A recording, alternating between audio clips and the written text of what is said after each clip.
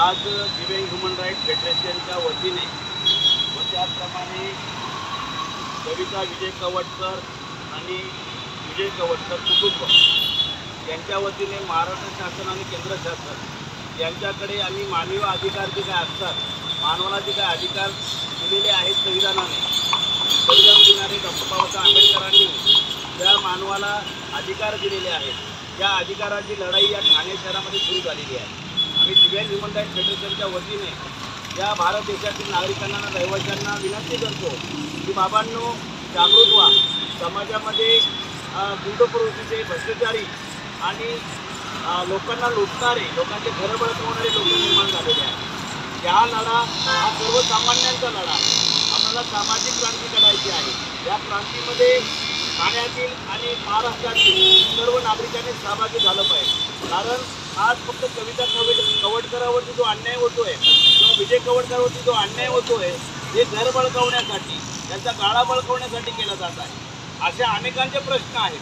मग अनेकांचे प्रश्न सोडवण्यासाठी दिव्यांग ह्युमन राईट फेडरेशन आज 19 दिवस झाले या कविता कवटकरच्या कुटुंबियाबरोबर ठामपणे उभे आहे। मला वाटतं की आज आमचे पदाधिकारी जे आहेत, दिव्यांग ह्युमन राईट फेडरेशनचे ज्येष्ठ नागरिक असतील, महिला वर्ग असतील, या सगळे लोक या ठिकाणी उपस्थित झालेले आहेत। रविवार असून या ठिकाणी आलेले आहेत। याचं कारण असं आहे की शासनाचे काही जे धोरण आहे, कायदे आहे, जे कायदे बनवणारे जे काही शासन आहे, हे शासन कुठल्याही प्रकारचं काम करत नाही। डॉक्टर बाबासाहेब आंबेडकरांनी म्हटलेलं आहे की संविधान मी चांगल्या प्रकारे लिहिलेलं आहे। संविधान हे चांगल्या लोकांसाठी लोकशाही निर्माण करणारं आहे, लोकांचं संरक्षण करणारं आहे। परंतु जर या लोकशाहीमध्ये चांगले लोक जर राजकर्ते झाले नाही, चांगले लोक जर राजकारणात आले नाही, तर हे एवढं चांगलं सुंदर लिहिलेलं जे काही संविधान आहे ते काही कामाचं राहणार नाही। म्हणून मी देशातील सर्व नागरिकांना विचारतोय की आज महिलांवरती अन्याय केला जात आहे, महिलांवरती अन्याय अत्याचार केला जात आहे, विनयभंग केले जात आहे, बलात्कार केले जात आहे, त्याचप्रमाणे अनेक लोकांना ठार केलं जात आहे। म्हणजे जे ठाणे शहरामध्ये बीड शहरासारखं आक्का बोक्का खोका असे लोक ठाण्यात सुद्धा आहे। मग किती दिवस अन्याय सहन करायचा? युवा शहरामध्ये आज जर आपण बघितलंय की अनाधिकृत बांधकाम, बेकायदेशीर बांधकाम मोठ्या प्रमाणात सुरू झालेलं आहे। अनेकांचे 2009च्या अगोदर लोकांनी घरं विकत घेतलेली आहे, 15-20 वर्षापासून सुद्धा झोपड्यामध्ये राहत आहे। परंतु अनाधिकृत बांधकाम करत असताना लोकांचे घरं पाडले जात आहे। लोकांना 28 लाख 15 लाख मागत आहे घर देऊन, आणि ते पण अनाधिकृत बांधकाम करण्यासाठी।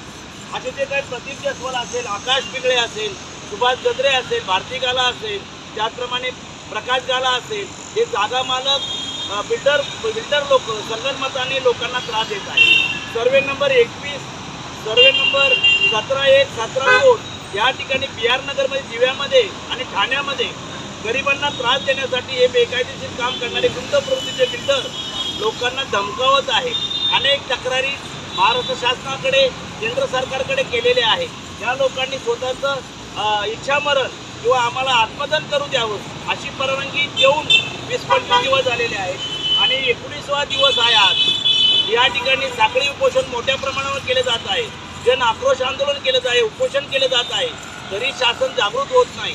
याचं कारण असं आहे की लोकांना शोषण करणारी जी काही राजकीय आणि गुंड प्रवृत्तीचे जे लोक आहेत, ते आक्का बोक्का खोका बीडसारखं ठाण्यामध्ये सुरू झालेलं आहे। म्हणून आम्ही सर्व नागरिकांना विनंती करतो की बाबांनो, आज ह्या महिलेवरती, कविता कवटकरवरती जो अन्याय होतोय, सगळे यांच्याकडे पुरावे आहेत। यांच्या 450 मूर्त्या तोडणे, यांचं घर बिचाराक करणे, यांना रात्रोबेरात्री दगडफेक करून यांना मारण्याचा प्रयत्न करणे, रात्री बेरात्री 12-1 नंतर JCB साहेब यांचं घर यांच्या अंगावर काढून मारण्याचा प्रयत्न करणे, हे सगळे व्हिडिओ रेकॉर्डिंग असताना मुंब्रा पोलीस स्टेशनचे जे काही PI आहे अनिल शिंदे साहेब, हे कुठल्याही प्रकारची यांना मदत करत नाही, उलट त्या लोकांना बोलून यांच्यावर खंडणीचे गुन्हे दाखल करण्याचा प्रयत्न केला जातो। 10-15 लाख मागता म्हणून खोटे गुन्हे दाखल केले जात आहेत। त्याचप्रमाणे प्राध्यापक भरत जाधव, दिव्यांग ह्युमन राईट फेडरेशनचा अध्यक्ष, याच्या व्यंगावर बोलून याने 25 लाख हा पायाच्या ऑपरेशनसाठी मागतोय। अशा प्रकारे पोलीस स्टेशनमध्ये CCTV कॅमेरेमध्ये आणि यांच्याकडे रेकॉर्डिंग आहे। एवढं सगळं रेकॉर्डिंग असताना मग महिलांचे कायदे पुढे गेले, दिव्यांग कायदे पुढे गेले आणि समाजसेवकांवरती जे काही समाजसेवक आहे त्याच्यावरती खोटे गुन्हे दाखल करणे, खंडणीचे, म्हणजे खंडणीचे गुन्हे दाखल करतात, हे सुद्धा पोलीस लोक कुठल्याही प्रकारचं अनिल देशमुख साहेब असतील, अमोल कोलेकर साहेब असतील, ज्या लोकांना पाठीशी घालत आहे आणि गरिबांवरती खोटे गुन्हे दाखल करत आहे. म्हणून आमची मागणी आहे की जे आमच्याकडे पुरावे आहेत त्या पुराव्याच्या आधारे ॲट्रॉसिटी ॲक्ट, त्याचप्रमाणे दिव्यांगांचा कायदा आणि महिलेला जो काही त्रास दिलेला आहे, कवच कुटुंबाला जो त्रास दिलेला आहे, हे सगळे गुन्हे त्याच्यावरती दाखल करण्यात यावे. त्याचप्रमाणे दिवा प्रभाग समितीच्या अंतर्गत आणि ठाणे महानगरपालिकेच्या अंतर्गत जे काही अनधिकृत बांधकाम चालू आहे यांच्यावरती जे काही शासनाचा कायदा 2025 झालेला आहे त्याच्यानुसार मोठ्या प्रमाणावरती जे फौजदारी गुन्हे दाखल करावे, जागा मालक आणि बिल्डरांवरती कायदेशीर कारवाई करावी, अशी आम्ही दिव्यांग ह्युमन राईट फेडरेशनच्या वतीने आम्ही मागणी करत आहोत. आणि केंद्र सरकारचे जे काही पंतप्रधान आहेत माननीय नरेंद्र मोदी साहेब, आपण या लोकांना न्याय देणार आहात की नाही? माननीय राष्ट्रपती द्रौपदी मुर्मू मॅडम हे आम्हाला न्याय देतात की नाही? लोकशाही आहे की नाही?